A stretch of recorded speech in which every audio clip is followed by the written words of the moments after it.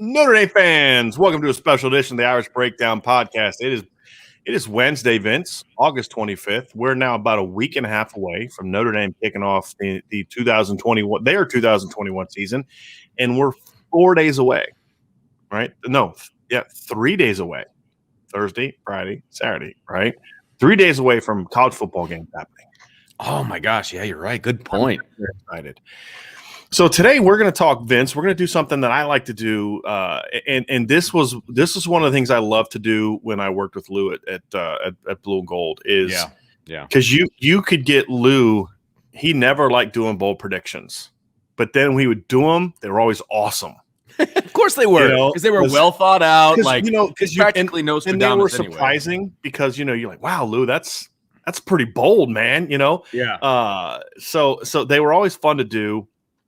And I like doing them, right? So I also think that they're kind of a way to tell people like, hey, if things go right, this is what we think could happen. So we're going to do offense today, and when we do bold predictions, we're not going to do like outlandish things that aren't possible. Like Notre Dame is going to break the single season scoring record of college football and average 59.8 points. You know what I mean? Like, that's not what we're doing. We're not getting crazy. We're trying to look. We actually think can happen. If everything kind of goes the way we expect it to go. Right. And so that's the point of the bold predictions is if Notre Dame is going to win a title this year, these are the things that we believe could be the keys to that happening. Mm-hmm.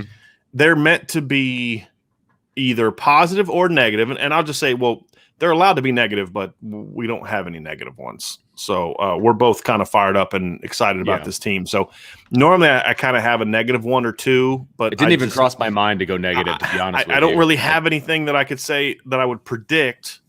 No, 7 guys are going to get hurt and miss the season, right? Something crazy. But barring that, I think there's going to be a really good football team. I think it's going to be a really good offense. Right. How good? That's the question. And that's where it gets down to with our bold predictions event. So we're going to go through. We got 5 each. There's one that we're on. Well, there's kind of 2 that we're similar on or the same on. Okay. And then some other 3s that we're not. So, Vince, let's start off. We're going to start off. Let you kind of give yours first. Okay. And yours have to do with the Notre Dame pass game. Yes, and I will give credit where credit is due. I came up with this because I was on Sports Beat on our local WSBT radio station. They have the daily talk show with Sean Stiers, who's been on the show with us. And I'm on with him every Monday and Friday. And he asks, sports-related questions every week, right? And I guess last year, Notre Dame had 2 players hit 40 receptions on the season. And the question was, how many do I think will hit this year? How many Irish players will have 40 or more receptions in 2021? And so that's where the genesis of this bold prediction came from, right? And so I got to give credit to Sean Stiers. But so you're saying what I should have had Sean on today is what you're probably saying. I mean, probably he's a master of the art. Right. But my answer to that question was 4. So I think there's going to be 4 Notre Dame players with 40 or more receptions, and that would be a first in the Brian Kelly era, which is why I feel it is also a bold prediction. And I put names to those players. Michael Mayer, I think that's a no-brainer. If Kevin Austin is healthy, I think he's a no-brainer, getting 40 or more. Kyron Williams, I think, will have 40 or more. And then the fourth one, I guess I kind of cheated a little bit. It's either going to be Avery Davis or Lawrence Keys. So either or will hit 40 out of those 2. So 4 players will have 40-plus receptions. I really do think Jack Cohn's going to spread the ball around. I think they're going to throw the ball when they need to and when they want to as well. I think that's a key phrase here. So I think 4 players are going to get 40 or more.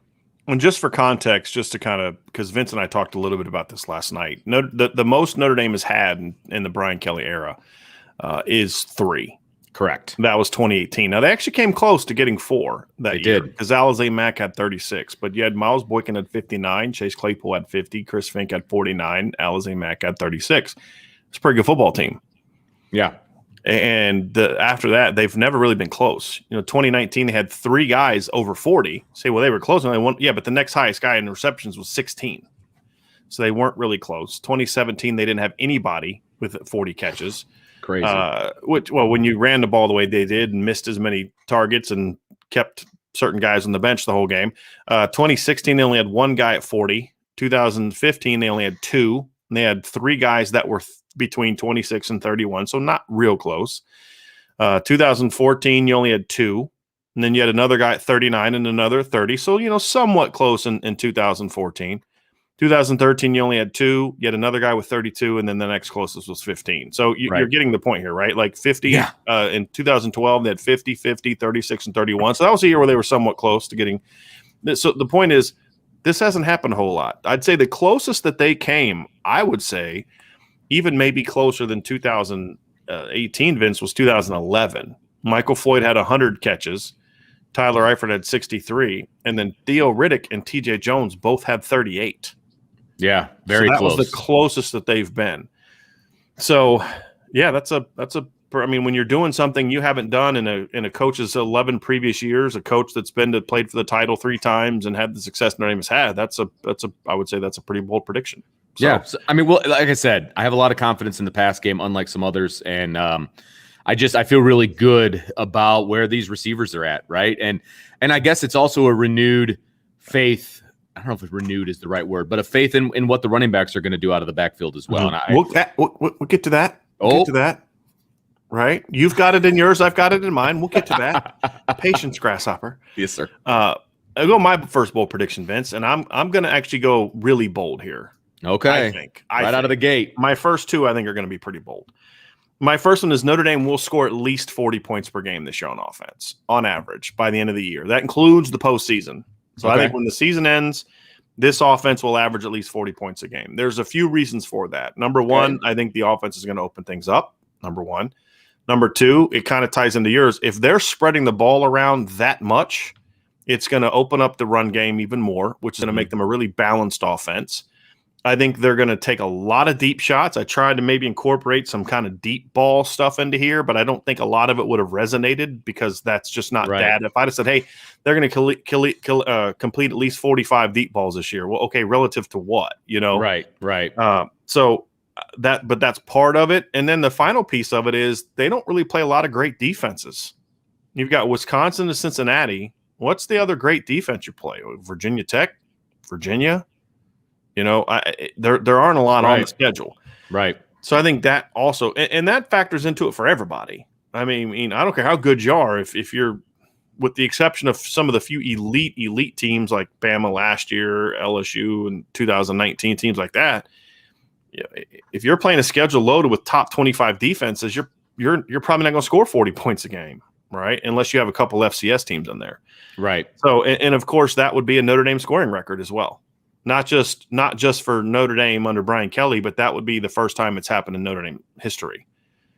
Which is crazy to me. That I find that very hard to believe that they haven't gotten to 40. You know what I mean? Yeah. Like that is very hard for me to believe, especially in this day and age when that's what is needed. And if Notre Dame's going to do what we need them to do, what we want them to do, what we think they will do, I think that's a really attainable goal on your part. I really do. And I think the highest, I believe, was sometime in it was under Era, I believe, is when the highest was. So I know that they were at 36.2 and 66, right? That was a pretty good team. They were 37.6 in 68. I believe that's the record, 37.6. Okay. Now, of course, they set a scoring points record in 2019. Overall points overall, but of course that's in a lot more games. I was going to say they had a ton more games to play. Right. Yeah. So I think they're going to be 40 points per game. So I like that. So that's kind of where I went with my first bold prediction. We've been talking a lot about 40 for a while, so I'm going to put my money where my mouth is and go for 40.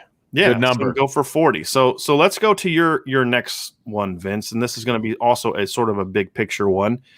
You think Notre Dame is going to load up on All-Americans in 2021? Yeah, so I was trying to find what number would be bold and yet not ridiculous, right? Mm-hmm. And so I came up, again, I guess fours are wild here. I came up with the number 4. I have 4 All-Americans. You kind of cheated a little bit, though. I definitely cheated. There's no question about it. I will explain explain your 4 All-Americans, and then I'll say why Vince cheated. Yeah. So first of all, context: first, second, or third team. Yeah, right. Right. Absolutely. Okay. And that's All-American mention. Right. So whatever team they end up on, I've got 4 offensive players. Okay. Right. So 4 offensive players are going to get All-American mention. I got Kyron Williams. Duh. I've got Jarrett Patterson, I've got Michael Mayer, and I've got Blake Fisher. And I guess the cheating part is that I put freshman next to Fisher's name, like a freshman All-American. I think that I'm not expecting him to have an overall All-American season, but I think he can be one of the best freshmen out there. And so I put him as a freshman All-American. So I guess that is cheating a little bit. But the words All-American would be next to his name. So I've got 4 All-Americans for Notre Dame on offense. Now, we're going to have to set some terms here, Vince. We're going to have to – so when we say All-Americans, are you referring to anyone's All-American, or are you just talking AP? And because the problem is there's so many All-American lists last year. Do you know how many do you know how many All-Americans Notre Dame had on their offense last year? No, I do not. Off the top of my head. Did they really? 6. So you have the freshman All-American Mayer, but you had Kyron Williams, Liam Eichenberg, Aaron Banks, Jarrett Patterson, and Tommy Kramer all made at least honorable mention All-American. If you go first, second, or third team, it was 5. Then, of course, Mayer on the freshman. So what you're saying is that's not a very bold prediction. Well, I think you have to narrow it down a little bit to like more of the main awards. So you're going to go AP. I'll say AP. I'll go there. The ones that factor into the consensus unanimous All-Americans, right? Like that's the ones I would say you look into those, because otherwise it's not you like get yours and my All-Americans, right? So Tommy Kramer was. Or excuse me, Jarrett Patterson was an honorable mention All-American from like Phil Steele, right? That's Kyron Williams was second team from Sporting News, third team from Phil Steele. So I'd say I'd want to kind of hammer in on sort of. That's fine. Yeah, I feel good about those 4 guys. Yeah. I do. I feel good about those 4 guys. So I would say AP. I'm fine with that. And there may be a couple other guys that sneak in on one of those other lists. Like I said, Kevin Austin, if he has the season that we think he's going to have, I think he could sneak in on a list someplace. But those 4, I think, will be mainstream All-Americans. Okay. So, yeah, I'm cool with that. All right. So mine was, I'm going to stick kind of statistics because, that's kind of what I do. But I'm predicting that Notre Dame is going to average at least 475 yards of offense per game. 475. 475. Wow. Now, for context, if you look at what Notre Dame has done in recent seasons, Notre Dame last year was at, let me pull this up here real quick. Last year, Notre Dame was at 448. 2019, they were at 431, then 440.1, 448, 417. The highest under Brian Kelly so far was 466.4 in 2015. And then it was 444, 405, 412, 413, and 379 in year 1. To put it in context from a national standpoint, 475 last year would have ranked them 19th. That was a bit higher because there was a lot of teams that played few games. So of the teams in the top 25 or the top 15, Kent State played 4 games, Ohio State played 8, Toledo played 6, Western Michigan played 6, Fresno played 6, Arizona State played 4. So not that many games to divide up. The year before, 475 would have ranked them 11th. In 2018, 475 would have ranked them 15th again. Okay. In 2017, 475 would have ranked them 16th, just behind. So in 2016, 475 would have ranked them 21st, so one of the lower years. It puts them in that top 25 category. And I think for Notre Dame, the fact that they don't have an FBS opponent on there the one MAC team they're playing is a pretty good MAC team. Right. I think that's a good number. And again, that's minimum 475, right?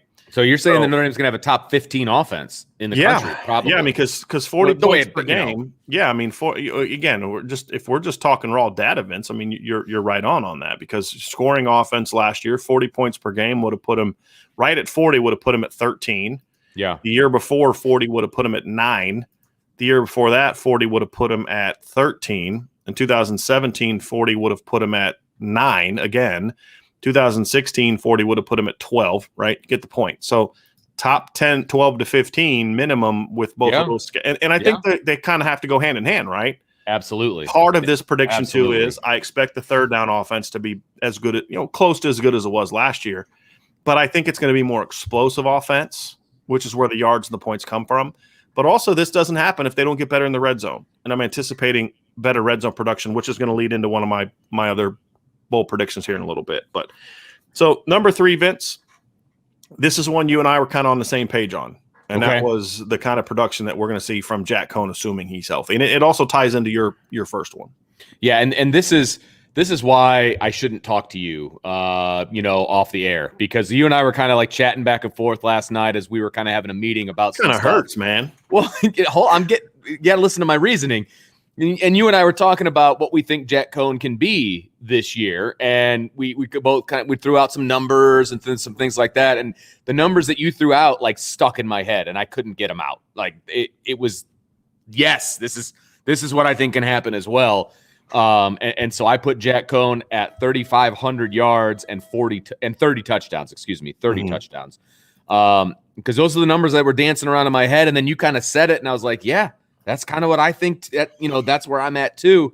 So I don't know if I'm clouded just because of that conversation, but that's what I was thinking as well. And I think you and I are absolutely on the same page when it comes to the production that we think Jack Cohn can have, and how that production is going to lead to production for other guys, right? And so, that is a bold prediction. There's only been one quarterback in Notre Dame history that has done both of those in the same season, and that's Brady Quinn in 2005. Right, and that's some lofty company in Notre Dame quarterback history. Right. And Jimmy Clausen obviously threw for over 3,500 yards in 2009, but he only threw 28 touchdowns. Everett Golson in 2014 threw for almost 3,500 yards and almost 30 touchdowns, but didn't get to either. He was at 34-45 passing and then 29 touchdowns. Close. And then, of course, Tommy Rees in 2013 threw for 3,200 yards and 27 touchdowns. So, he didn't get to either one of those.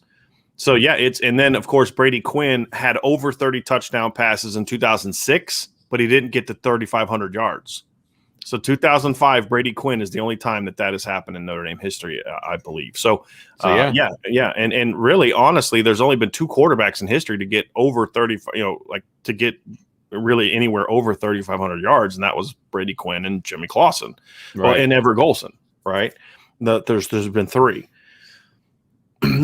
It's Jimmy Clausen and Brady Quinn. That's it. I believe they're the only 2 quarterbacks to ever get over 3,500 yards. I'm actually going to look that up because now you know how these things go in my head, Vince. These things kind of it's never going to bother me for the rest of the show. And you're like, hey, Brian, what were you talking about? I'm like, I'm sorry. I'm still trying to think about whether or not. But I believe Brady Quinn and Jimmy Clausen are the only 2 quarterbacks in Notre Dame history to go over 3,500 yards in season. Now, Ian Book had over 30 touchdowns in 2000. He had 34 passing touchdowns in 2019, but he didn't sniff 3,500 yards. He was barely over 3,000.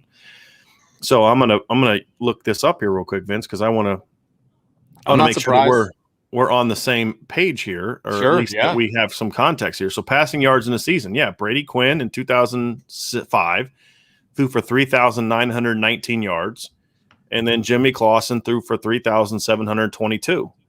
And there's only been 2 other quarterbacks to go over 34. That was Everett Golson in 2014, as we mentioned. Yeah. And then Brady Quinn again in 2006 threw for 3,426.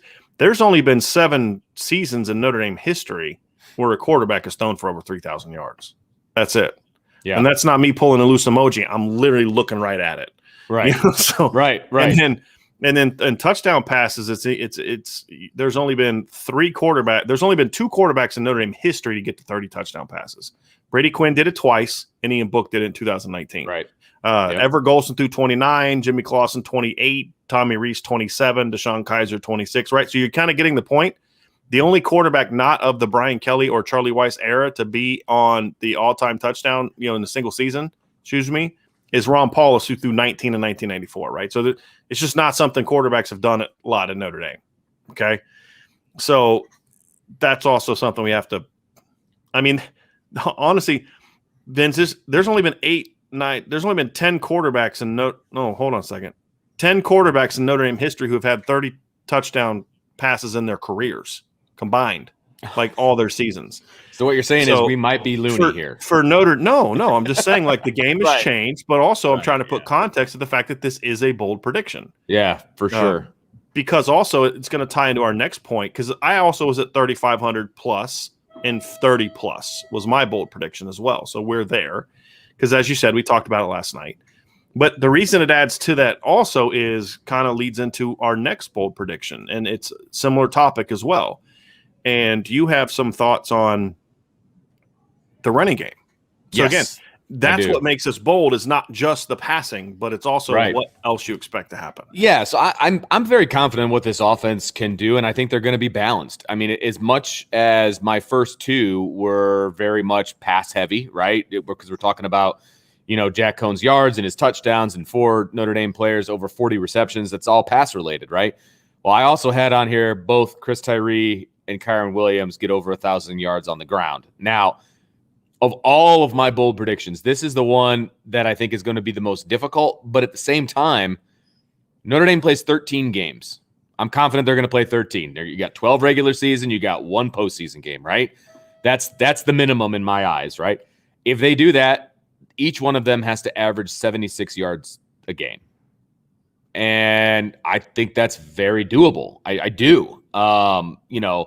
That obviously allows for a couple games where, one goes well over 100 and the other guy maybe doesn't have a good, but then they reverse or whatever the case may be, right? I think they've got a great shot. And the last time that Notre Dame was even close to having 2 guys over 1,000 was 2017 with Josh Adams with 1,400 and Wimbush with 940.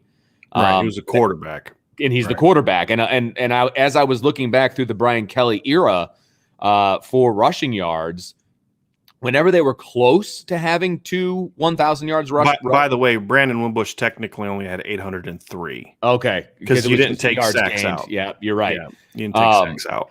The only time that they were close to getting 2,000-yard rushers was a lot of times when the quarterback was number 2. Right. And look, I'm not anticipating Jack Cohn anywhere near that, obviously, right? So, but I think that the 1-2 punch that Notre Dame has in the backfield is really, really good. I think they've got the best 1-2 punch in the country. And if North Carolina can have 2,000-yard runners, I feel like Notre Dame can have 2,000-yard runners. It's that simple for me. And I think they got the dudes to do it. So that's one of my bold predictions. I believe, Vince, and I've said this before, I think I've said this before. If Jonas Gray doesn't get hurt against Boston College, Notre Dame would have had 2,000-yard backs in 2011. I think that's the only other time that I really felt like 2 running backs had a chance to get to 1,000 yards. But it's just not something that, from a running back standpoint, they've really sniffed since then. And part of it, I mean, you could look at 2015 because you had CJ Prosise was over 1,000, Josh Adams was over 800, but that was also aided by the fact that CJ Prosise got hurt. Yeah, they weren't running. Josh Adams wasn't really playing until CJ Prosise got hurt. Right. So it's a little bit of a different situation. We're talking about this being 2 guys, in your opinion, 2 guys that will get to 1,000 yards. Yes. I didn't quite go there. It's a bold one. Right. I didn't quite go with you there. I went a different angle with the 2 backs. I have them down as both getting over 2. I think they'll combine for at least 2,500 all-purpose yards of offense. So just not return game. Because I think they would have got to that last year with the return game. They would have got close to that last year with the return game. Yeah. Because Chris Tyree had almost 1,000 yards, I believe, of returns last year. So it's not a super impressive number if you put special teams on there. Right. For me, it's Chris Tyree. Yeah, actually they were at 2,455 last year in 12 games with special teams. You added that up in your head that fast? I mean, it's right here side by side. It's 1,438 for Kyron Williams, 1,017 for Chris Tyree. All purpose. Yeah. Yeah. Okay. So that's what I'm saying. Like looking at taking the return game into it. Because Chris Tyree had 456 kick returns and 496 rushing and 65 receiving. So he was over 1,000. Mm-hmm. And then Kyron Williams obviously was over 1,400. So I don't think that would be very bold. I'm simply talking strictly about rushing and receiving yards. I don't think Chris Tyree is going to get to 1,000 rushing yards. I just don't. I think it's going to be hard for them to do that and throw the ball the way we're thinking they're going to throw the ball. Yeah. Go ahead. Yeah. So for me, I think there's going to be a lot more receiving game production from those two. And that's why I think they're going to throw the ball more than you would be able to, in my opinion, to have 2,000-yard backs. Because the reason I'd say that is we've seen this before. Like Oklahoma in 2008 had 2,000-yard running backs and a Heisman Trophy winner at quarterback, but that was also an air raid up tempo offense. Sure, Notre Dame's doesn't have that kind of offense. It's more of a pro style offense. So I just don't think the attempts are going to be there in the run game. They'd have to both average like 7+ yards per game. Again, look at the offenses that are doing that. North Carolina last year, air raid. You know what I mean? It's just a different kind of deal. I don't think the Notre Dame offense is going to do that, but I think the pass game production between the two of them, I think they'll get to 2,000 yards combined rushing. I just think Kyron's going to have a bigger chunk of that. But when you throw in the pass game production, that's where I think you're going to get well past 2,500. No, I see that. I thought about going 2,700, but I wanted to be a little bit more realistic. Yeah, I get that. And my thought process on this, and I'll stick to my guns because I think Chris Tyree is going to be breaking some long runs. I think he's got an opportunity to. I don't know. It's not cheating, though. All those yards count. You know what I mean? But I think he's going to get some chunk plays that are going to benefit him in the long run of gaining to that 1,000 yards, right? And I think Kyron Williams is going to do what Kyron Williams does. I mean, he's going to continue to be him. He's not necessarily going to break big, long runs. Yes, he had that one against Clemson, obviously, which was awesome. But I think the opportunities for Chris Tyree to break those long ones because of the passing game and because, you split Kyron Williams out, well, now they're kind of paying attention to him out in the slot, and then, boom, Chris Tyree breaks a long run, right? Right. I feel like Chris Tyree is going to benefit from some of those long runs, and that's where I was looking at the 1,000 yards. I agree with that. I don't know if he's going to – I also think part of this, too, is we're not going to see him in the fourth quarter like we did last year. I think we're going to see Logan Diggs and Audrey Estime in the fourth quarter of games this year because Cruz is going to be – I think this year, I agree with you on the running game part of it as far as the big plays. I think where Kyron's going to have some big plays this year is in the pass game. Yeah. Because here's the thing about him. He's a real shifty dude. You get him in space. Yes. I think that's where he's going to have some big plays. It's an underrated part of his game are his hands. And people are going to see that this year. There's no question. Yeah. We do have a super chat. Yes, we do. From Mark Krismanich. Says, no questions. Just love you guys and keep it up, Mark. I appreciate that. Thanks, Mark. That's awesome. Very, very much. Awesome. Absolutely. Love the support. We had another gold member sign up today, Vince, to the Booster Club. So I still can't. I'm glad Angela talked me into doing that. I can't believe the support we've gotten. That's just people saying, hey, you know what? I'm not a message board guy. I want to support what you guys do. Which is awesome. I can't tell you how much it means to us to have that. Can I throw this up here real quick? One of these comments. Jughead Jones says, is Vince doing the stream from lockup? From a high school. So essentially, yes. I mean, South Bend high school. So basically, it's pretty close. Pretty close. So I'm in a classroom. I just thought that was funny as I was scrolling through. I decided to throw that up there. Vince doing it from lockup. That's really good. So Vince, we've had you down for we've got the 4 plays with 40 receptions. We've got 3,500 yards and 30 touchdowns from Jack Cohn, which I agree with. We've got Chris Tyree and Kyron Williams are both going to go for 1,000 yards. You have, which turned out not to be so bold, prediction of 4 All-Americans on offense. Yeah, right. Whoops. And then the last one is also a personal one, but it's going to be kind of same thing. So I was a little surprised you didn't go with this one as part of your All-Americans too, but you think Jack Cohn's going to get some again, if he does what he does there, Right. 3,500 yards, 30 touchdowns from a Notre Dame quarterback equals Heisman love. I mean, look, and not saying he's going to win it. I'm not saying that at all. We haven't gone full homer. Okay. I said love, and here's my basis for that too. I mean, we all know what kind of season Ian Book had statistically. I'm just sticking to the facts, ma'am. Statistically, did not have a very good season, and he came in. He got 5 first place votes in the Heisman race and came in 9th overall, but 5 first place votes. Just let that sink in for a second. Of all the guys that were in college football last year, there were 5 humans out there that thought Ian Book was the best player in college football. Okay. If that's the case, then if Jack Cohn does what we think Jack Cohn is going to do, he should be in the top 10 as well. I mean, he should get some love. He should be, he should be in that conversation. So, thank you. That was that I think, look, you're the quarterback for Notre Dame, and all the bad stuff that goes with that, there's a lot of good stuff that goes with that too. And that's what Ian Book was able to feast off of, obviously, right? He got the recognition because they went undefeated in the regular season. They beat Clemson in the regular season, all of that, right? If Jack Cohn does what we think he can do, that the history is going to repeat itself. Notre Dame is going to have a very good record at the end of the season, and he's going to get that love because he's the quarterback at Notre Dame. So it may not be a super bold prediction, but it's on the coattails of some of my other predictions. I think it's kind of a bold prediction. Yeah. I mean, look, you talked about real quick. We have a super chat here down from super Patrick. Chat? Kyra needs to hold on to the football this year. Can't have another year like that. I agree with that. I don't think. Sure. I think sometimes the fumbles get a little bit overplayed, a little bit. Last year's, I think with Kyron though, I thought they came at bad times. Yeah. I think people can look at it and say, well, guy had 3 or 4 fumbles. Okay, I can live with that. He was trying to stretch one out. But no, Kyron's kind of came at a bad time. So I do think for him, that is something that has to improve. And I expect it to. I mean, he's a year older. He was a redshirt freshman last year. Yeah, good point. But yes, Patrick. But also, thank you for the super chat, Patrick. Absolutely, that is. How many times did he put it on the ground? I'm looking forward in the stats, and I'm just not sure where they put fumbles. He lost a couple. I know he lost one against a BC, for example. I'd have to go back and look at it, but yeah. But I mean, I can kind of do that while you're talking a little bit. But the way you're saying about Ian Book, though, Vince, Ian Book had. I'm just trying to look. He only had 2,830 yards last year total.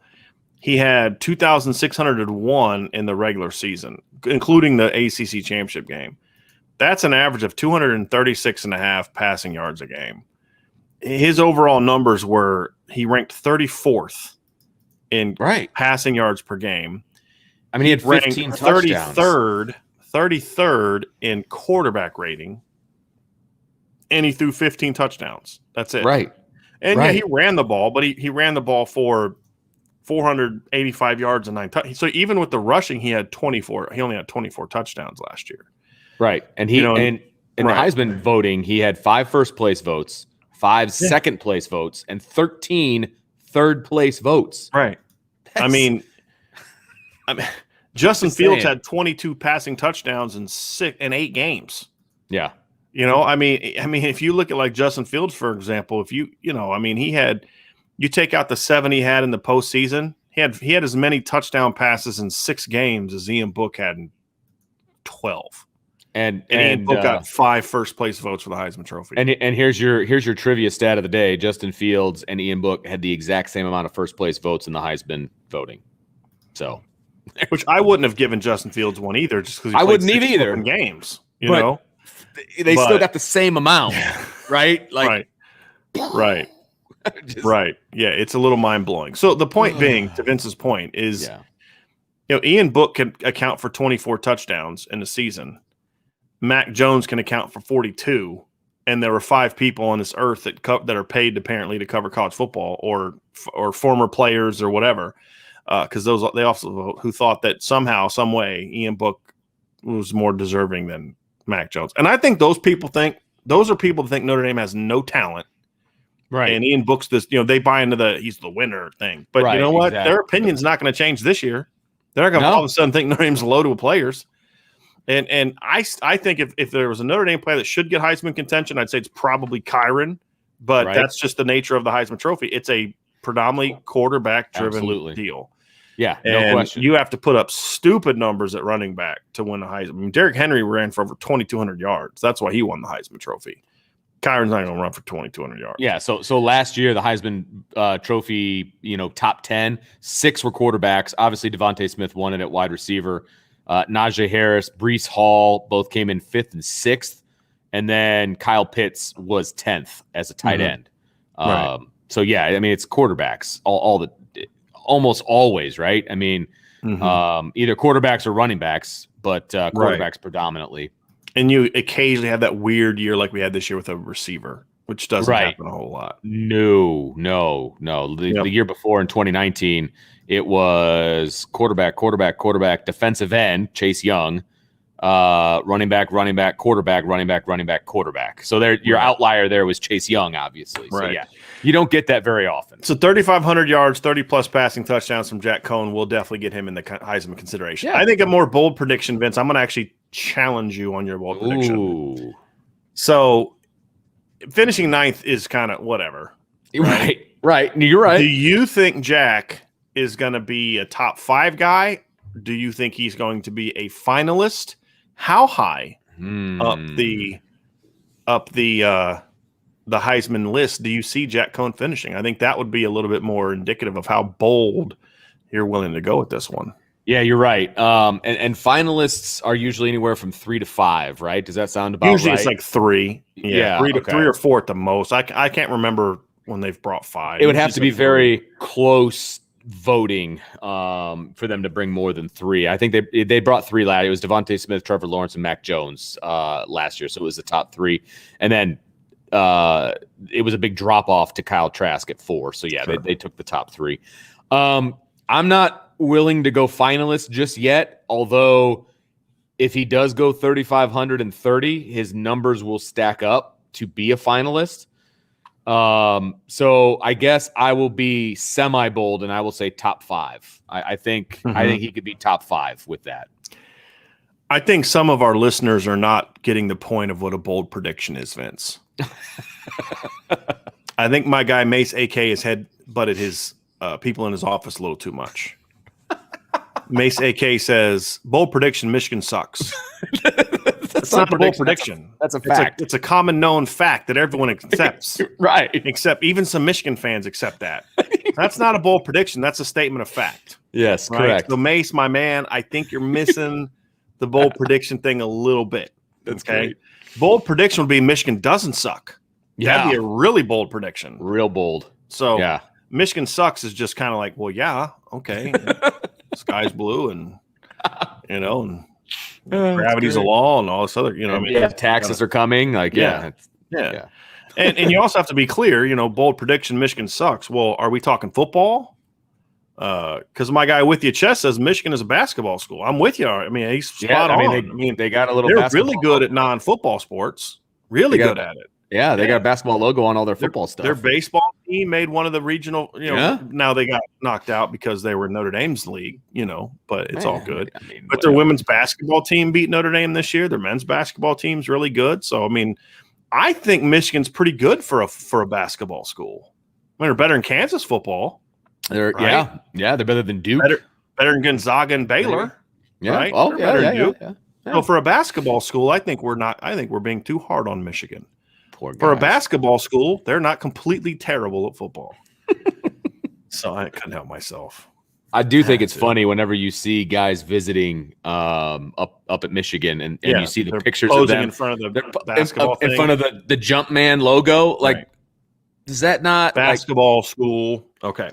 Yeah. So let's go to my my final prediction is not nearly as bold as yours. I mean, you're talking Heisman Trophy top 5.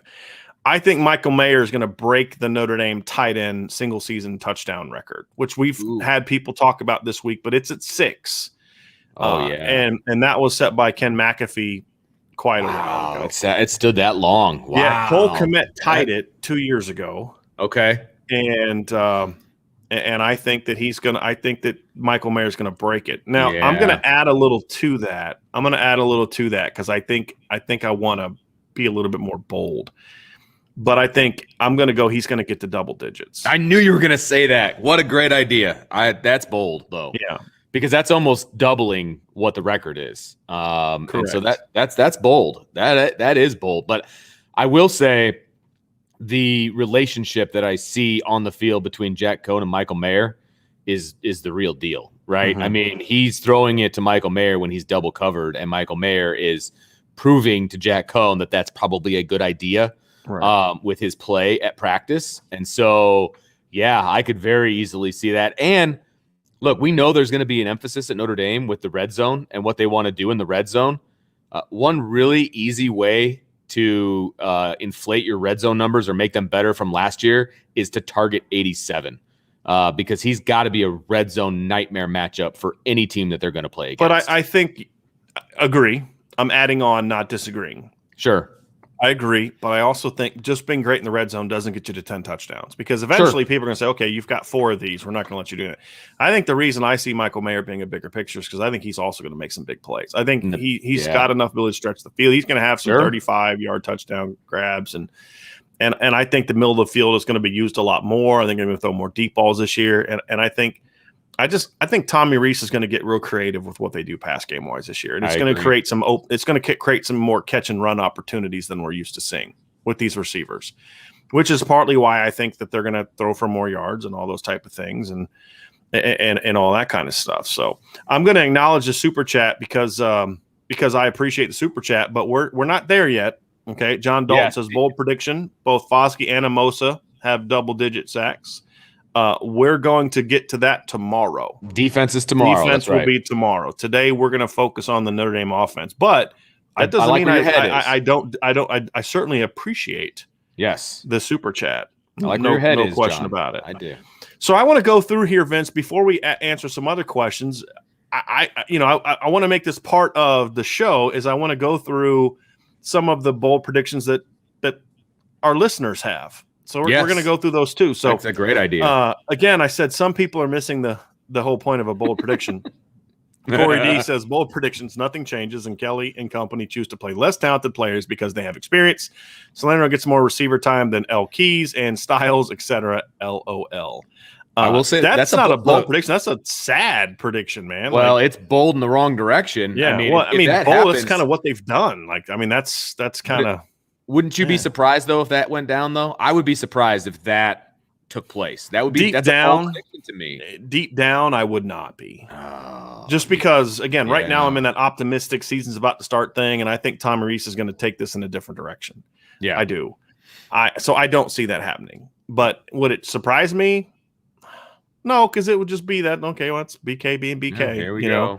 But I just think this year's going to be different. I do it. He's done too many things this offseason, beginning with Marcus Freeman being hired, that are so against what he's done in the past. Exactly. That I truly don't anticipate him going back to that guy. I think he's gotten to the point where, like, we're close. We're closer than people realize. And I think that's partly why Brian Kelly was so pissed off after the Alabama game last year. He was super snappy at reporters who were asking legitimate questions. I think he was mad because I think he realized we should have been able to play with this team. Now, I think he thought because of the circumstances of the season and injuries and all this other kind of stuff that he didn't, that they felt that's what they needed to do. Sure. But I think deep down he looked at it and said, boy, we should have been, this is the kind of Bama team we should have been more competitive and with. There's things we could have done to be more competitive with the roster that we had. I really do feel like he thought that. Yeah, or the roster's not very far away from being there. Right. So I really don't think he's going to do that. But would it surprise me? I mean, 11 years in, 12 years in, no. Yeah, I just don't think it's going to happen. It would surprise me. Based on everything you just said, it would surprise me. Yeah. I'm confident. You're right. I'm in the same place you are as far as preseason confidence. We have another super chat from Scott Merzinger. Thank you very much for that, Scott. And said, in clips, Cohn's delivery looks superior. Is his experience in play here? Is it mostly genetics? B, did your arm improve as you matured in college? Yeah. When I was in college, my arm was definitely stronger when I was a senior than it was when I was a freshman. I didn't really lift weights in high school. I just threw. I played. We had a really tiny weight room in my high school, and I didn't like lifting weights. I like throwing. I like running. I like playing ball. I like doing things that were going to improve my more technical skills. Because my high school was kind of, we did this. I was supposed to do the same workout that the offensive lineman did. It was one of those. Classic. It was just stupid. I was like, I'm not doing that. Yeah. So I, being a arrogant, hard-headed dude that I wasn't much of a lifter. And when it was like I did stuff that like I thought would build up my core and my that kind of stuff. So things that were more I felt quarterback friendly. But when I got to college and I got a better weight strength program, obviously I got stronger. My body matured and I got better. Right. I think the other thing too is, Scott, is it's not that his delivery looks better than, in the past. It's more of he's in a different offense now. Wisconsin was a old school pro style drop back, 7-step drop, 5-step and gather, under center, play action, downfield offense. There weren't a lot of catch and throws. There was some of that, but there wasn't a lot of that. And this offense is more geared towards that. It's going to be more shotgun based. I think a lot of this is, him being in the shotgun more than he was. He was rarely in the shotgun at Wisconsin. Right. And when it was kind of passing downs and things like that. So I think those are things for it. But I also think part of it is working. Hey, I'm in a new offense now. I got to do some things. He worked with Phil Simms, right, this offseason, right? One of the things they were working on in that video that we saw was getting rid of the ball quickly, throwing off platform, doing some of those kind of things. So, it takes work to do that. If your body's not conditioned to do that, you're not going to do that. If your body's conditioned to get the deep drops, gather, plant, get that drive and all that, that's what you're going to do. If your offense is more, I got to always kind of be on the balls of my feet and get rid of that ball quickly, then that's what, you're going to need to train your body to do that also. So I think that certainly that's part of it. Do I think Jack Cohn's arm got a lot stronger between his last time he was at Wisconsin and now? Yeah, I think so. He was a junior in high school or junior in college the last time we saw him play. Right. He's had 2 years in the weight room since then. He also is someone who had dealt with a lower body injury. When usually if you're a hard worker and you have a lower body injury like he had, broken foot, you're going to spend a little bit more time on that upper body. And I think and then of course he's spent the last 8 months in the Matt Bayless strength program, which I think we would all agree is pretty good. And you look at Ian Book. Ian Book's arm got a lot stronger by the time he was a senior than it was when he was a freshman. Yeah, absolutely. And so, I think his arm got stronger, but I don't think his arm got significantly stronger, Vince. I think it was just more about just the offense that he played in is giving him more opportunities and in training to do those kind of things. Got one more? What's that, Vince? Well, I'm going to add to this just real quick. And I also think there's a confidence level in Jack Cohn. And when you are confident in where you're putting the ball, so it just comes out faster and it comes out stronger when you're doing it with conviction. And he is right now. He is playing like a guy who's running the offense. Right. And at Wisconsin, he wasn't. The run game ran the offense. Exactly. He was a protect the run game. Now it's more of a, co-equal branches of government kind of thing. Yeah. You know what I mean? Whereas before he was kind of like, you're not as important as the run game. You just make sure that you do what you're asked to do. And don't turn the ball that can invigorate a guy too. Yeah. Patrick Barnes also with a super chat. Bold prediction. Jack Cohn completion percentage is over 70% when the regular season ends. Thanks for another great podcast. I could see that. Ian Book was there in 2018. Ian Book was over 70% in 2018 going into the postseason. He ended up at 68. What was this? 68.4, something like that. High. Vince. Yeah. But that was going 50% in the game against Clemson, which dragged it down a couple points. That's possible. That's bold, but it's possible. Yeah, for sure. Yeah, no question. Yeah. No Thanks question. For the super chat, Patrick. Appreciate Absolutely. It. Eric, stay on the Jack Cohn thread. Eric 1863. Bold prediction. Jack Cohn wins the Heisman. Man. That's a little too bold for me, just because I don't think the nature of the offense will allow him to put up some of the stupid numbers that some of these other quarterbacks are going to put up. Having said that, I don't think there is going to be a Mac Jones this year. I don't think there's going to be a Trevor Lawrence this year. I look at the crop of quarterbacks, and unless somebody that's not starting yet breaks out, maybe DJ Uiagalelei, whatever. I always get that wrong, Vince. Can you say it correctly? Because I don't want to disrespect his name. I just can't ever get it right. What's his name? Yeah, it's Uiagalelei. Okay. Lots of I just can't say it right. It's no disrespect to DJ. I think he's a heck of a quarterback. And if you've seen his dad, the last thing I want to do is piss off that guy. Wow.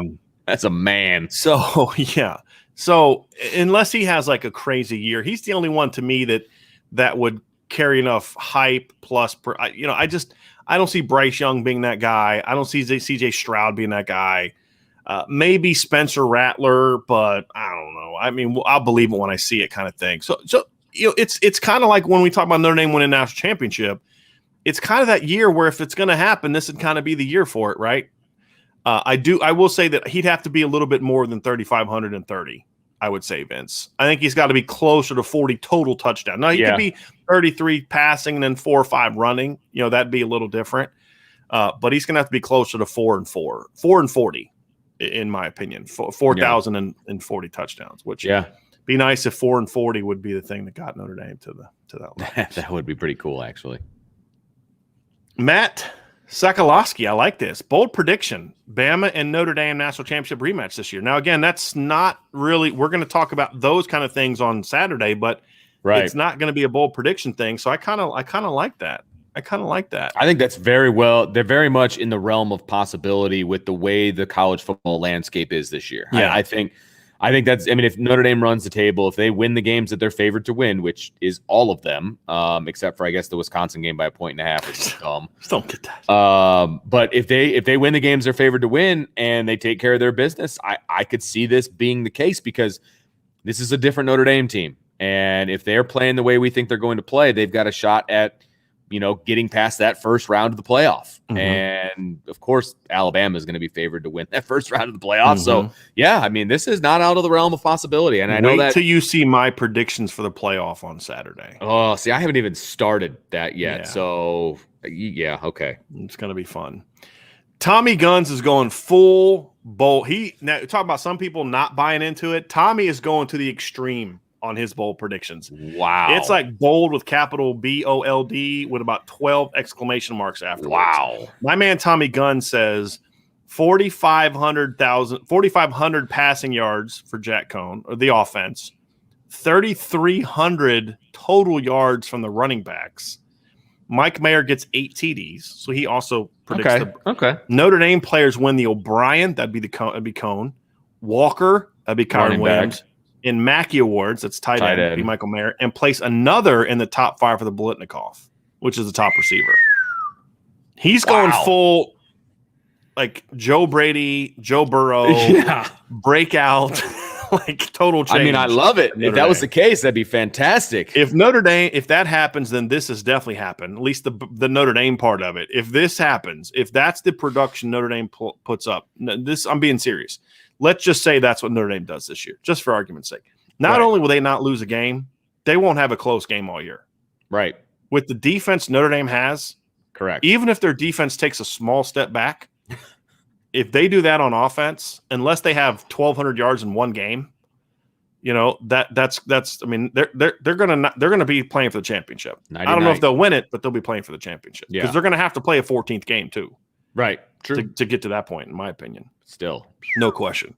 Mace K says there's 499 members on the message board. Come on, one more for 5 big ones. And I think we have actually passed that. But that number isn't quite accurate because we made a lot of, as we were testing out the message board, we made a lot of it. We made, a dozen or 20, some accounts to kind of allow us to go in there and test different things. So we're not quite there yet. But the way we've grown, so just to give him a heads up, that's double what our goal was by the end of August. No doubt. And so we're super excited. It's awesome. There's some good conversations going on over there. Really is. Just Matt Romero with another. I'm sorry, Vince. I didn't mean to cut you off. No, you're good. I'm just throwing out there. I've really enjoyed some of the conversations that people are having, even the crazy ones. So yes, they're fun. Enjoyable. They're fun. Matt Romero with a super chat. Appreciate that very much. Kicking Michigan while they're down. finishes under 500. Harbaugh is fired midseason, then hired by Nick Saban in the role of energetic get-back coach. Throwing shade at Jim Harbaugh. I love it. That's beautiful. Hey, you need an energetic get-back coach, all right? Yes. I'm going to try to find these last couple That's awesome. Okay, here's a good one. It's kind of bigger picture, but it's a bold prediction for the offense. Connor Nepper says, like the stream. Okay, I wish you loved the stream, but we'll take a like. I'll take a like. Yeah. Hope you guys are having an awesome day. We are talking Notre Dame football. How could it not be awesome? Yeah. Bold prediction. As good as the defense is, I think the offense will be the glue for our team this year. Wow, and I will say this: if that's true, this is going to be a really good football team. Yes. Really good football team. If the offense is the best part of this football team, Notre Dame is gonna shut up a lot of people. A lot of people. We have a lot of confidence in what the defense is going to do. And so if the offense takes the cake on this, then yes, this is going to be a very, very good football team. Yeah, no question. Here's a couple more. Matthew Southgate, because I want to get these in, Vince, before you have to leave. Okay. Matthew Southgate, Notre Dame will have 3 tight ends with 3 touchdowns or more. That's actually a pretty bold prediction. That's at least 9 touchdowns. By the tight end position. Yeah, that's I think they had 11 in 2019, which is by far the most of the Brian Kelly. They've had like 6, 7, 8. Like Tyler Eifert, his most he had was 5. And I think that year the whole group had 8. So Mayer, Takis, Bauman. That's it may not seem like it because you're like, 3 touchdowns, but like for the whole tight end group, that's actually a lot. Yeah. No question. Kai S., I predicted an undefeated season and at least 1 playoff win in 2021. Okay. I'm going to get a couple of these more bold predictions.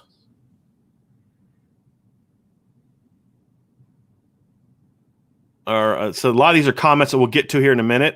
Andrew Goss, Blake will be at minimum a 3-time All-American. Okay, that's including freshmen. I think that would a very attainable goal. Certainly possible. Yeah. I just got to the lockup one. That's great. That's really good. D-Rock getting a little ahead of the game. Marcus Freeman wins DC of the year tomorrow, buddy. Tomorrow. So that would be the Broyles Award for Assistant Coach of the Year. That's right. Nick Mayer says, my bold prediction is Notre Dame goes 12-0 and wins a playoff game. We will play Ohio State in a 2-3 matchup because Bama gets in a 12-1 as the 4 seed. Notre Dame versus Bama for the title. I'm curious who Nick has as the number 1 seed. He has Ohio State and Notre Dame 2 and 3, and he has Bama as the 4, beating somebody else. I would imagine maybe Clemson. Maybe. So that Oklahoma. Would be now that would be the ideal scenarios. Notre Dame gets in the playoff and beats Ohio State. That would be that'd be great. That'd be Michael Johnson, who Michael also said he's back in the States now. He was in Japan last time he checked into a show, so he is back in good old Florida. So welcome back, Michael. And he says his bold prediction is Jack Cohn wins the Heisman. It's bold, baby. That's what we're doing. Quick question, Tommy Guns, Brian, for the message board, who was the first random fan to join the 100th, and more specifically, which number was high? Do you keep track of that? I mean, I keep a track of everyone that signs up just so we know who's who, and I can reach out to people. But Matt D, who posts on our site here, Matt D was the first person to sign up. So that was our first one. It wasn't even me. No, you get comped. You don't pay for anything. She didn't sign up. I'm assuming he meant actually paying member. Let's see here. I'm gonna see if we got any more bold predictions before you have to go, Vince. Sean Rogers has got one at 12:54. I missed that one. Bold prediction: Brian Kelly plays Styles more than he plays Keys or Wilkins. Ooh, that's a bold prediction. I didn't see that one. Yeah, I like that bold prediction because you're playing. That's real bold. That's legitimately bold. Yeah. Caleb Robbins says, I believe it's more likely to have 2,000-yard running backs than for Jack to go for 3,530. I don't necessarily agree with that. Vince, do you see any other bold predictions before you get out of here? Hey, I did want you to see this before you leave, Vince. Notre Dame 2164. Hey, fellas, just wanted to say hi today and thank you for all you do. Sorry I'm not as involved as I usually am. Hopefully I'll be back to form soon. We know you're going through a lot, buddy. Okay, so we completely understand and we'll be here ready whenever you're to get back involved. Absolutely. But we're praying for you and your family. Absolutely. So I got one more super chat. TJ Kreider. Notre Dame runs the table at home, becomes one of the more hostile environments in college football, ahead of the home and home with Ohio State. That would be great. I like that.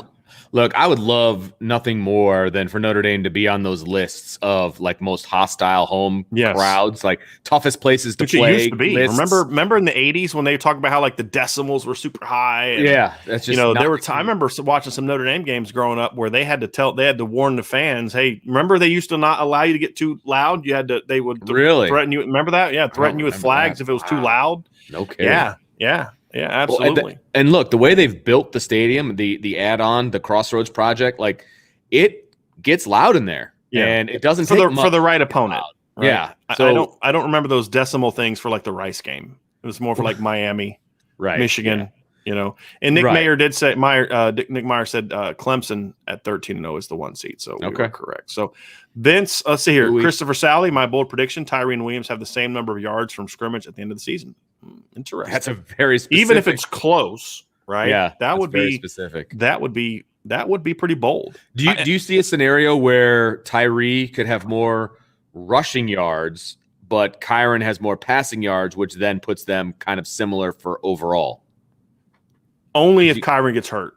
Okay. It would require Kyron to have to miss games, in my opinion. That's what I think. I'm curious. Here's a fun one. This is good from Bruce Scherer.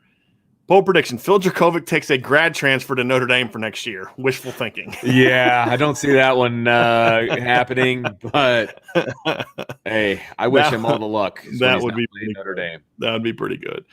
All right. That's great. Bold predictions from Scott Mersinger: this team will stomp a top 10 team. I like that. Well, right now, Cincinnati's a top 10 team, so North Carolina is also a top 10 team according to most. They're going to have a shot at both of those. Yeah, I think so. I'm curious to see where Cincinnati is when they get to Notre Dame, because they'll play IU. If they're undefeated, they will be top 10 for sure. Yeah, for sure. Because there's a lot of Indiana hype going on this year. I hope the Indiana hype's legit. I like Tom Allen a lot. I do too. I just don't see it. I don't see the roster. I think the schedule's a little bit challenging. I mean, they're going to play Iowa and Cincinnati in the first month of the season. Yeah.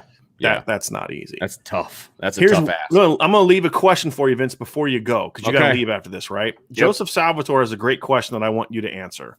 Okay. This year, would you rather go 11-1 with a close loss and win a New Year's Six game big, or go 12-0 and lose big in the playoffs? That's an easy answer for me. I'm curious. Easy for me. Yeah. It's easy for me as well. I would be the first one. I would much rather have Notre Dame go 11-1 with a close loss during the regular season, and then win a New Year's Six game big, because they're going to be playing a good team in the New Year's Six. Because that's the knock on Notre Dame right now. They can't win those big games against those big teams.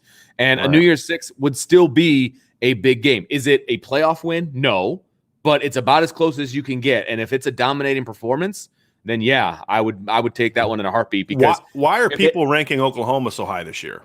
It's because what they did to Florida in the Cotton Bowl. Right. Or whatever bowl they played in. Yeah, right. And look, if Notre Dame goes 12-0 and loses big in the playoffs, we're exactly where we were a year ago. Yeah. You've made no progress as a program. Nothing has changed. And again, that's not that I mean, there's a lot of people that would love to get to the playoff and get stomped every year. No, I get that. But for Notre Dame, you didn't take that step.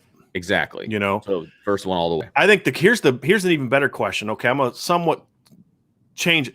Would you rather have 11-1 with a close loss in the regular season, with a New Year's Six game, a big win in the New Year's Six, or 12-0 with a close loss in the playoff? See, that makes it a bit different. I'm still taking the win. I'm still saying the first one. Yeah, I'm still taking the first one, because I would much rather have a win than a close loss. Assuming the only exception would be is if I don't want to play Memphis in the Cotton Bowl like Penn State did. That's or exactly Carolina or Boise or UCF. It'd have to be like Florida, Georgia, Oklahoma. Right. It has to be a Power 5 name. And a good Power 5. Not like, crap, they got Penn State. Because then no one's going to care if they beat Penn State. It's Penn State. I agree. It's got to be an SEC team or Oklahoma. Yep, there's caveats there. Absolutely. Yeah. Yep. So is that it for you, Vince? You got to take off? I know. But I've got first 30 minutes of practice, so we will see what happens. And P.S. Brian, I don't know if you saw, they pushed practice to 4:05. Yeah. Doesn't affect me. I'm going to be the same place I was, where no matter what time practice starts. I'm just letting you know. So in my office working yesterday at 11, asking me. I appreciate it. Bye. Well, yeah, I forgot that they moved to the afternoon, because I forgot the school was back in session. Right. I'm like, dude, why aren't you at practice? Like, what's going on? Like you do know it's like 11 o'clock, right? Like, I'll see you guys tomorrow. See you guys. Thanks, Vince. All right, let's get to some more questions here and some more bold predictions from you all. Again, there's some really good stuff here today. This is always one of those fun days for me. Matt Sakalowski says, my favorite type of player is the bulldozer type running back, so I'm pumped for Osric Estimate. I'm going to go out on a limb here, Matt, and say your favorite Notre Dame player of the recent history is Jerome Bettis. Am I right on that one, if that's kind of what you like? No question. Daniel Wade says, what's the chances of Cone airing out 60-plus yards in the first play of the game? Slim to none. If you go count the number of times quarterbacks throw the ball over 60 yards in the air, it's in a season, I bet you could count it with most quarterbacks on one hand for an entire season. I don't think you need to throw the ball 60-plus yards. I would say if you want to kind of have a more realistic one, Daniel, I would say, what are the chances that Cohn airs it out 40-plus on the first play of the game or 30-plus? I think that'd be a little bit more realistic than 60 is like, bootleg and just launching it as far as you can go. You don't see a lot of quarterbacks throw the ball more than 60 yards in the air. Rarely happens. But I'd say over 40-plus, I could see that. Like if you're just, hey, we're going to drop back, throw a go route. It's going to be about 40 to 45, 50 yards in the air. I could see that. I mean, Notre Dame went deep first play of the 2017 season. They went deep. It wasn't 50, but it was deep. They ran a play action, hit Equanimous on a deep drag across the field. They've done that before. I could see something like that.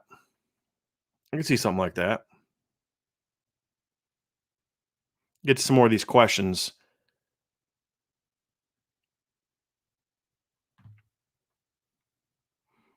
See, Michael said, he's good afternoon, IB Nation. I'm back home in Jacksonville, Florida. Can't wait until game day. I'm in section 14, row 30. So are you going to be, you talking about the Florida State game? Michael, I'm curious about that. Since you're in Jacksonville, I'm kind of thinking you're maybe talking about the Florida State game. I'm going to be down there for that one. Sean Hunter says, we are going to surprise many this year. This team feels so different from the past. I'm ready to watch us win in the trenches. Yeah, I'm with you. John Dalton says, go Irish. I'm stoked about the season and what Notre Dame has done with recruiting. Absolutely love the show. Thank you guys for all the intel. You're welcome, John, and thank you for the kind words, and thank you for being here today.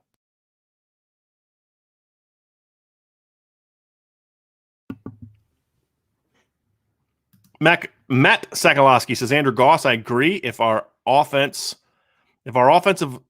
limits their mistakes, we could easily beat Oklahoma. Our defense is way better than theirs. My guess is it would still be a high-scoring game. I think if those two teams played, there'd be some scoring for sure. The loser would have at least 27, 28 points, in my opinion. Jacob Hayden says, do you see Notre Dame using Buckner in 4 big games to reserve or his red shirt, or not caring so much about the red shirt and focus on quality snaps? I don't see them caring much about his red shirt.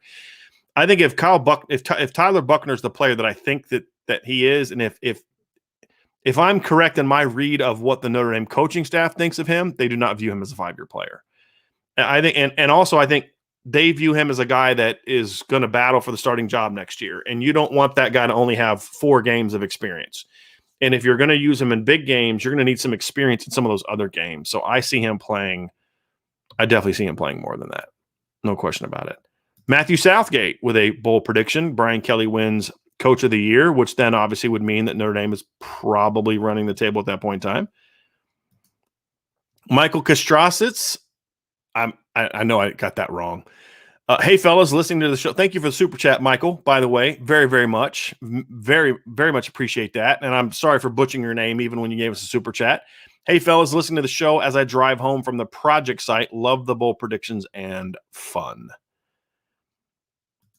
Matt, so I'm down there. Matt Spinola, pipe dream prediction. Notre Dame joins the Pac-10 South ACC 3 with a 6-game commitment and championship. That would be very interesting. No question about it. Let's get back up there. Some more questions. I still can't get over this one. This was hilarious.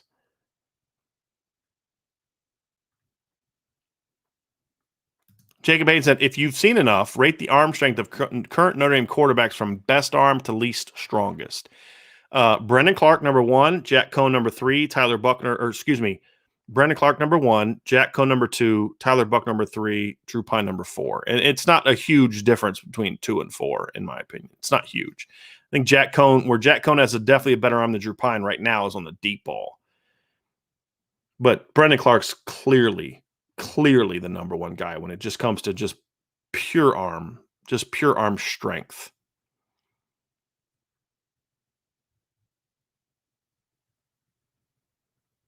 Let's get down here real quick.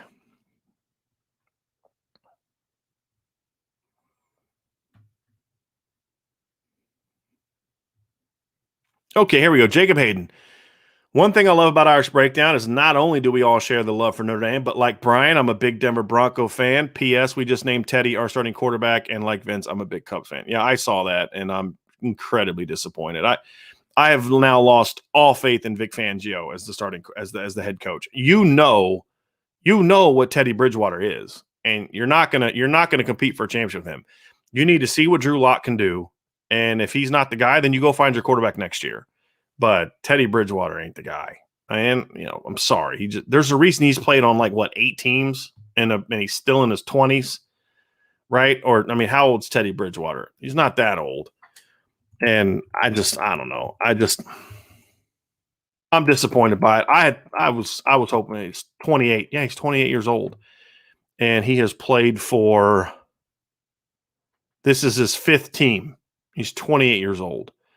Came into the league in 2014, and he's on his 8th team or 5th team. It just makes no sense to me, but whatever.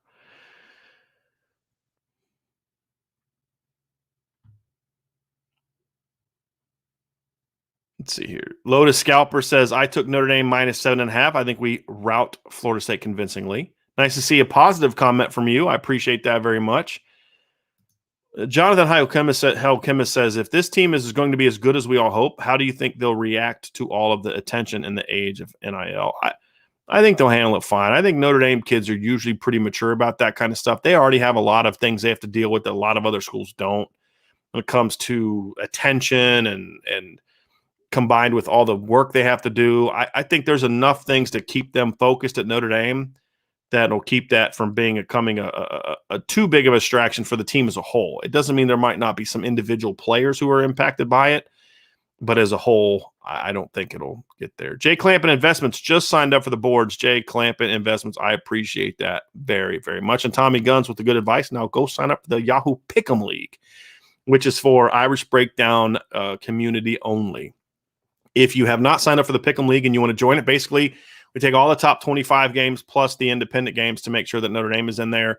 You pick winners and losers, and then you confidence points. So if you are the game you're most confident of, you give the highest points. And at the end of the week, it's not just winners and losers, but it's obviously how many points separates it. So I like it better that way. I hate spread. I don't like spread. I hate that you can pick the right team, but they win by 35 and the spread was 35.5 and you lose. I'm not a big fan of that. So I made it not that way. And we've had a ton of people sign up. If you are not on the board, if you're on the boards, you'll see the link to that on the front page of the message board. If you're not, shoot me a DM or an email, and I'll send you the information. But it is only for Irish Breakdown members. I'm not gonna put it on Facebook. I'm not gonna put it on Twitter. It's just for this community here and for the message boards, and that is it. And it's free. This is meant to be fun. Now there's prizes involved. If you win, the end of the year, if you finish in first place, you get a free year-long membership to Irish Breakdown. Plus, I'll give you a Irish Breakdown hat and an Irish Breakdown shirt. If you finish in second place, I'll give you a hat and a shirt, an Irish Breakdown hat and shirt. If you finish in third place, you can pick between whether you want a hat or a shirt.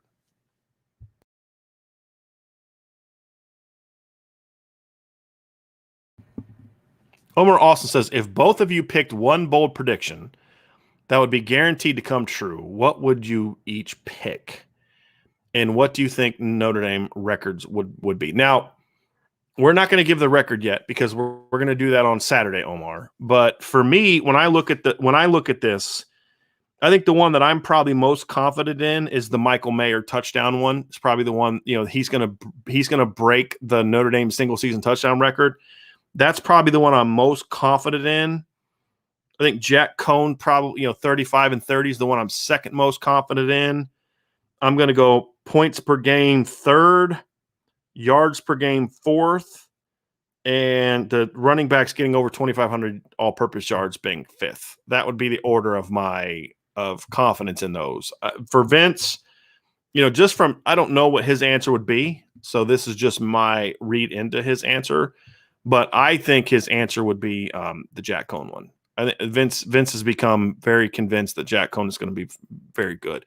The order that we went today was not the order of I think it'd be the Jack Cohn or the 40 catches one, or the two that I think he'd be the most probably confident in before we talked about some other things. But I think that's the one he would have been confident in. With your chest, watching live is so much more fun than when I'm limited to podcast format. I agree. It's more interactive that way, and I think it's more fun that way. No question about it. No question about it.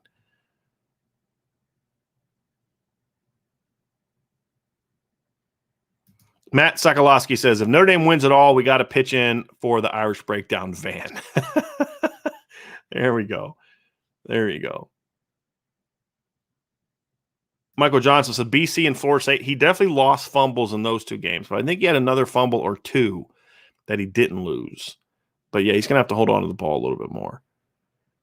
William Herman, prediction: SEC renames the entire conference to Greater Alabama Fan Club, so the fans of all other teams do not have to continue to embarrass themselves with SEC chants. I like it. I like it. Mace AK, I'll pitch in, but only if Brian has a picture of me headbutting my secretary painted somewhere on the side of the van. Are you trying to get me thrown in jail, Mace? Come on, man. Can't have that. Can't have pictures of assault on the side of my van. I'll tell you what, if she headbutts you, I'll put that on the side of my van. How about that? How about that?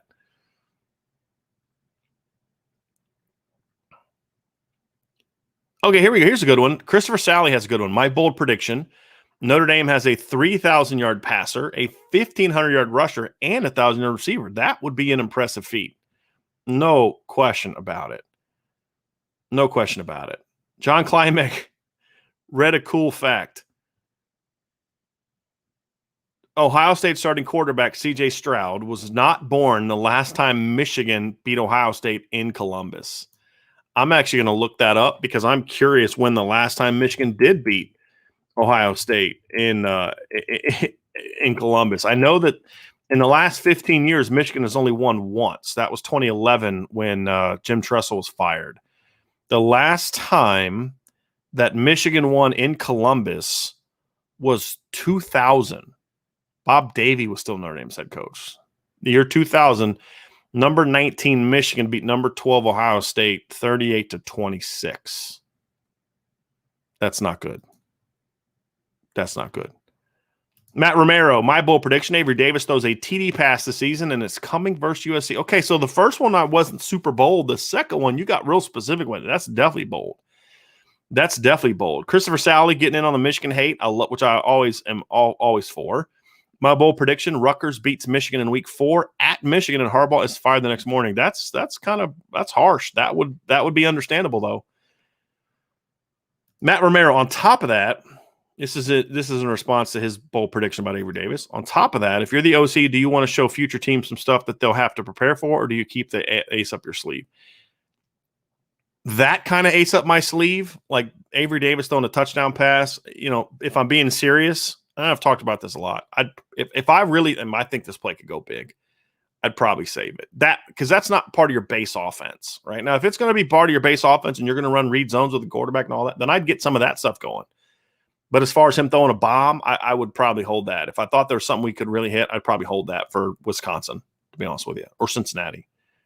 One of those two.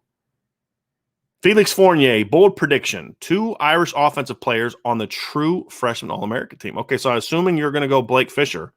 So then what the next option would be either Rocco, I would imagine Rocco, Buckner, Styles, Colsey, or one of the running backs would probably be the best options. So that's interesting.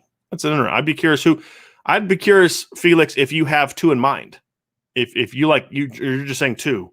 But if you have 2 in mind, I'd be curious to hear who those are. No question. The Fifth Horseman says, I'll make a bet with IB. If Mayer doesn't hit double digits, I'll donate $500 to the show. If he does, I get one of those IB hats. I'm down with that. Yeah. So if Mayer does not hit double-digit touchdowns, you got to donate $500 to the show. Okay? If he does get to 10, then you get a free Irish Breakdown hat. I'll take that bet. So do me a favor, shoot me an email at brian@irishbreakdown.com or shoot me a DM on Twitter at Coach D178, and we'll lock in the details. But yeah, if you're serious about making that bet, I'll take that. I don't normally bet, but these are fun. You know, I bet somebody the other day, if he finishes ahead of me in the Pick'em League, if I finish ahead of him, he's going to donate to the show. If he picks ahead of me, I got to get his toddler free Irish Break future gap closers. I'll take that. Those are fun for me. Bold prediction with a question from my man D-Rock. Chris Tyree will return 2 kickoffs for TDs in one game this year. Who was the last Irish player to do that? I think it's Rocket, right? The only time I only remember Rocket ever doing that. I don't remember Julius Jones doing that. I don't remember CJ Sanders doing that. I'm gonna have to look that up. So do you know the answer, D-Rock, or are you legitimately asking? Like, is it you said a question, but is it a trick question? Or is it a question you already know the answer to? I'm actually going to look this up. Most kick returns for TDs in a game. It was Rocket. Because it hasn't happened since 2018. So Rocket, it's crazy. Rocket did it twice. Did it against Rice in 1988 and did it against Michigan in 89. So I believe that's the last time that guys had 2 kick returns in the same game. Very, very interesting. The last time 2 punt returns were taken back in the game was 1996. Allen Rossum did 2 punt returns for touchdowns in 1996, excuse me.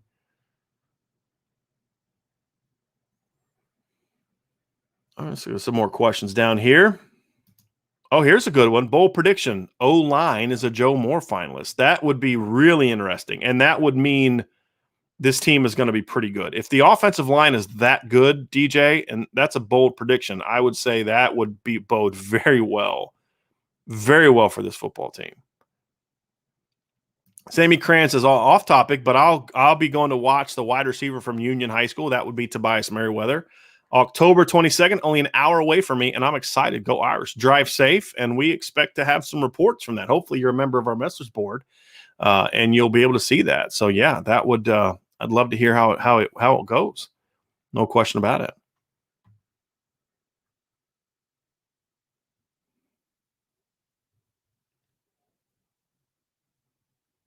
Eric 1863 is plus 8,000 is the current line for Cohn to win the Heisman. When Lamar Jackson won, I do not believe he was even listed to start the season.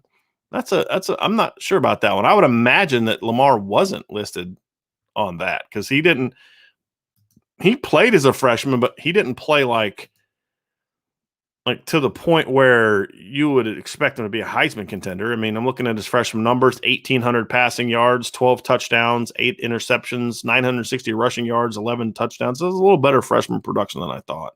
He probably should have been on the Heisman list after that.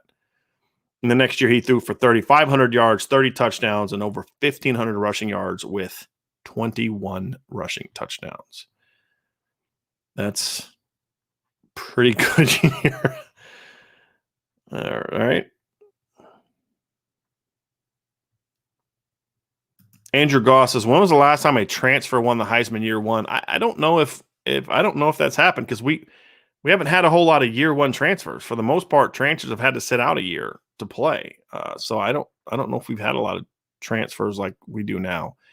We've seen a lot of transfers win the Heisman, but they weren't first. Like Baker Mayfield wasn't a first-year transfer. Kyler Murray wasn't a first-year transfer. They all played multiple seasons before they won the Heisman. I'd have to look that up, but I don't know if there's been one like year one, right? Like because most guys had to sit out. So unless you're saying year one of eligibility, then there's been some of those, I'm sure. David Jones says, come on, Tommy Guns, no Cahan for the Thorpe Award. Problem is, David, this is about the Notre Dame offense. So Tommy was sticking to the theme of the show, which is bold predictions for the Notre Dame offense. I like this one from Chris. We talked earlier as I'm looking for others. That kind of got me. That kind of like, that is definitely a bold prediction. Old Grim, this is bold. Kelly lets Reese take completely over. And that is a little bit bold. Mace AK asks, any word on Braden Lindsay? Hopefully yesterday was just a day off to rest and heal up, nothing more. We haven't got anything from them. When I reached out to Notre Dame, they said, hey, wait till BK tomorrow. He'll talk about injuries, but I was just told that it was normal camp bumps and bruises. But with Braden Lindsay, anytime you see that, you get a little bit nervous. But the other way to look at it is they're giving him this, kind of a day off because of his injury history. That's kind of what I'm hoping is the case. Gary G with the $10 super chat. Gary, thank you very, very, very, very much for that, Gary. I appreciate that super chat very, very, very much. All right, let's get to some more questions here. And we are getting down to some of these. Ooh, this is a good one. Craig Sebring. Notre Dame will score over 50 points 4 times this year. They haven't done that very often. That's a real good one. That's definitely bold. Definitely bold.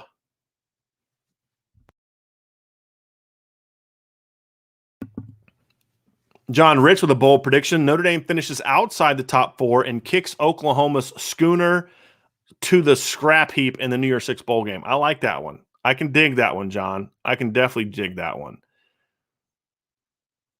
Antoine Porsche Rideau. This year I want a 12 in a regular season winning the playoff. I remember the last one from 1988. Yeah, I think we would all like to see that one. There's no doubt about it. Antoine is clear. He's fired up. He's ready to go. No question. Richard Robinson. This is a bold prediction. Here's a bold one. Irish beat Alabama in a rematch of last year's playoff game, then beat Oklahoma in the title game. That would be fascinating. No question, that'd be very fascinating. Patrick McGrain, if we played Georgia in a non-playoff bowl, 90% of their team would sit out and win wouldn't mean that much. I don't agree with that. I think it would mean something. Again, look at Oklahoma's win over Florida. They got a ton of credit for that, and Florida had a lot of guys sitting out. So I think for Notre Dame, it would still mean a lot, no question. Grant Goodrich says, don't know if this is too bold, but Buckner will take over the backup QB role during the season while also finding a role in the offense. It's somewhat bold. It's because we haven't seen freshman quarterbacks play a lot in Notre Dame. So I think there's some boldness to that. Maysake, bold prediction that will not happen, but Brian kicks a field goal from 60 yards. I couldn't even do that on NCAA. Couldn't do it. Let's see here if we got a few more of these. Searcher Green 9. Was Ray Zeller's Lee Becton not as great as I remember them as a kid? I never hear either of them talked about. Lee Becton gets talked a lot about in conversation that I have with people because he was so good in that 93 team. Ray Zellers, I think, often gets overlooked a little bit, other than that one great run he had against Purdue. But I think Lee Becton gets talked a lot about. I think part of it is he just wasn't he came right after Brooks and Bettis, which I think somewhat tamps that down, and they only really had that one great year. But yeah, I mean, I think they get talked about quite a bit. Mark Spinola, pipe dream prediction. Oh, we already talked about that one. Sorry about that, Mark. Alan English with a bold prediction. Okay. Avery Davis completes more passes than Tyler Buckner. I would be shocked if that happened. Shocked. Absolutely shocked. Chad Williams says, what's your opinion on Quinn Carroll? Was excited about him when he signed. Really liked his film. Is he in the top 8? I don't believe he's in the top 8 right now, Chad. My concern about Quinn is he was a big, strong kid, good technique. My 2 issues are, number 1, he doesn't play for an offensive line coach who has got a great reputation for really focusing on technique, which means he's not building around Quinn's strength. And I'm curious if Quinn's ever gotten back to 100% from the injury he had. But he has not, according to Notre Dame, he has not made the and I mean just from where he's in the depth chart, not that they've said anything. But from where he's in the depth chart, it doesn't sound like he's there. I mean, he's already gotten passed up by a freshman. Right now, John Dirks is ahead of him. Andrew Kristofic seems to be ahead of him. Michael Carmody seems to be ahead of him. Whether agree or disagree with that, that's just where it seems to be. So unless he has a quick bounce back, it doesn't look like he's going to tap into that potential. But I think part of that is I would have been more confident in him getting that potential if Harry Hiestand was still the offensive line coach for obvious reasons. No.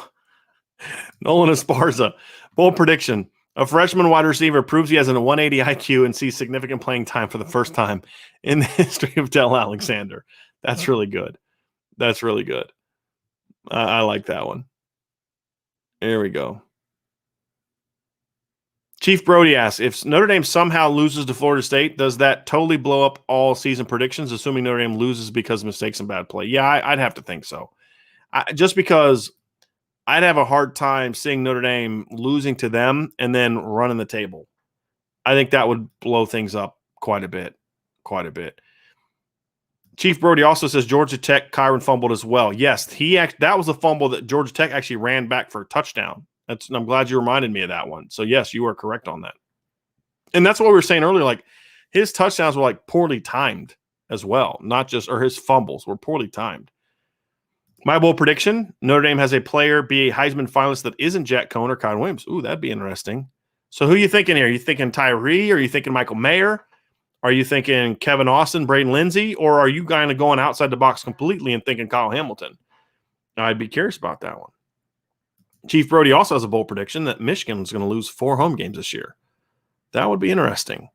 Sue Fetty, bold prediction, Tommy Rees, OC of the year. I'll tell you what, if he gets to the numbers that I talked about, if he gets to the 40 points per game and the 475 plus yards per game, if Notre Dame's offense is there, he'll absolutely have a shot to be in that conversation. No question. Just because the numbers won't be like the level of like Oklahoma and, Bama type of teams, but it'll because it's so much better than it's been, I think is where the respect and the credit will come from. Tommy Guns, piggybacking off that comment, if Notre Dame wins it all, we need to get an IB bus so we can do the IB tailgates the big way. You guys, I'm going to need a lot more than we're going to need a lot more people to sign up for the message board than what we have now if you guys want me to get an IB bus. A lot more. Craig Sebring, Notre Dame blows out Wisconsin, Cincinnati, USC, and North Carolina, makes the playoffs and beats Clemson in the playoff. That is his bold prediction. I like it.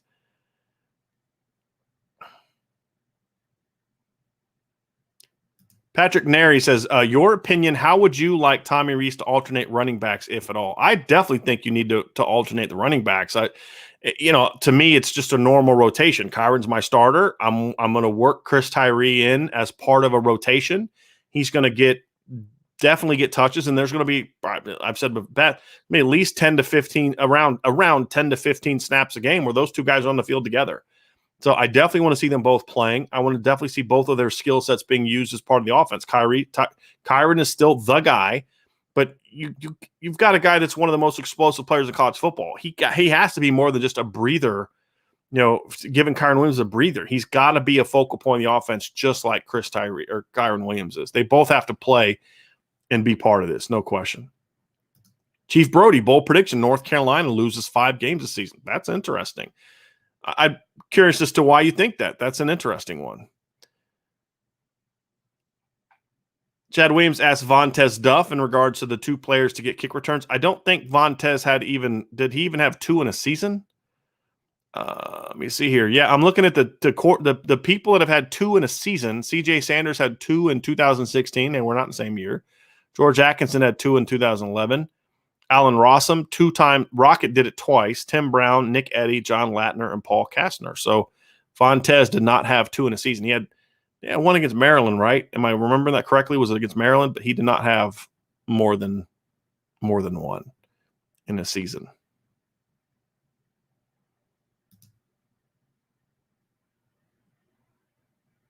Nick Mayer, bold prediction: Matt Salerno will have more than 2 fair catches in the same game every game. That's not too bold. I mean, that's kind of expected, honestly. I got bumped down here. Let's see here. Okay, so Felix said 2 freshman All-Americans. So he's going Blake Fisher and then one of the receivers. Okay, I like that one. All right. Somebody apparently thinks this is a dating service, so we're going to end that one here real quick. Okay, bold prediction: 5 punt return TDs, drinking heavily today. Yes, John, you're getting started early, my man, with the drinking today. If you think Notre Dame's going to have 5 punt returns for touchdowns, that would certainly be a bold prediction. I don't even know if Notre Dame has had, unless you want to count blocked punts, that maybe I could see something like that. But yeah, because technically those are considered punt returns, but I don't count them as such.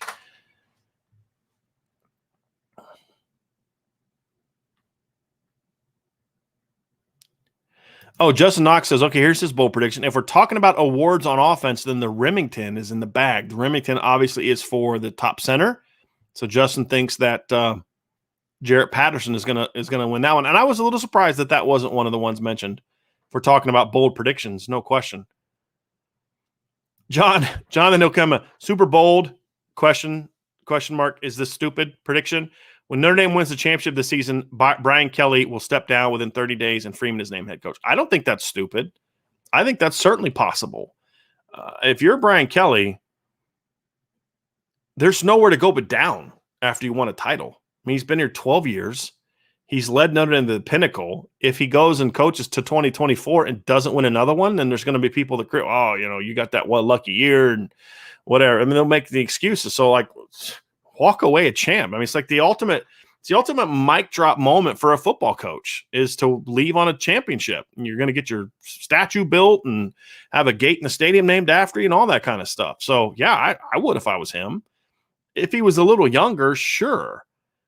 But at that age, absolutely. Tommy Guns with the super chat. I appreciate that, Tommy. Tommy says, Brian, let it play out on the IB bus. I'm just saying, since I'm going to be the one buying it, I'm just telling you, we're a long way away from me buying the Irish Breakdown bus. No question about it. Chad Williams, bold predictions. This is kind of being negative here, but Chad says Notre Dame defense will have more TDs than Chris Tyree. Okay, we'll see. So I got to ask you, are you then saying that you're expecting Chris Tyree to have fewer touchdowns this year than he did last year? Because he had 4 last year. So that would be a kind of a strange prediction. Patty says he loves Lee Beckton. He was so smooth, and he was.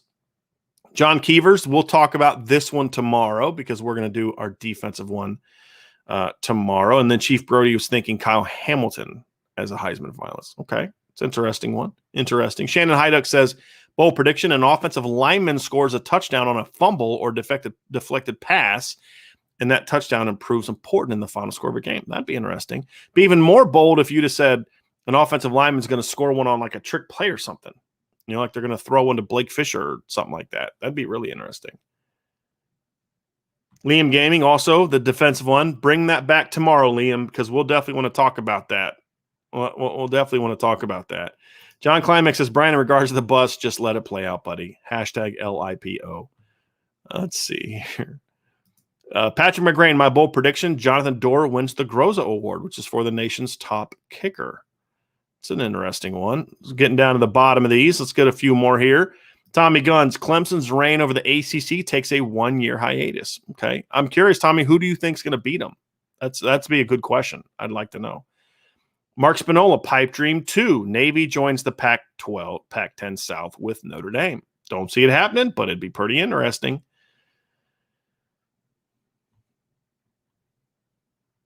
Michael Johnson asks, is Michael Young still at Cincinnati? Yes, he is in his last year at Cincinnati. He is a big part of their offense, actually. He was probably one of their better offensive players in the last half of the season last year. Him, Jerome Ford really played well in the second half of the year. Alec Pierce was probably their best receiver last year. But, yeah, Michael was a big part of what they do. And then Cesar is going to wrap things up. Again, I have been able to listen to you guys live. These are the benefits of working via telehealth, Zoom. Keep the good work, guys. Appreciate that, Cesar, and we're glad to have you with us. That is going to be it for today's show. I appreciate everybody being a part of the show today. A lot of fun kind of going over our bold predictions. We have some people that have dropped in some defensive bold predictions. This was an offensive day, so please come back tomorrow. Same time, same bat channel.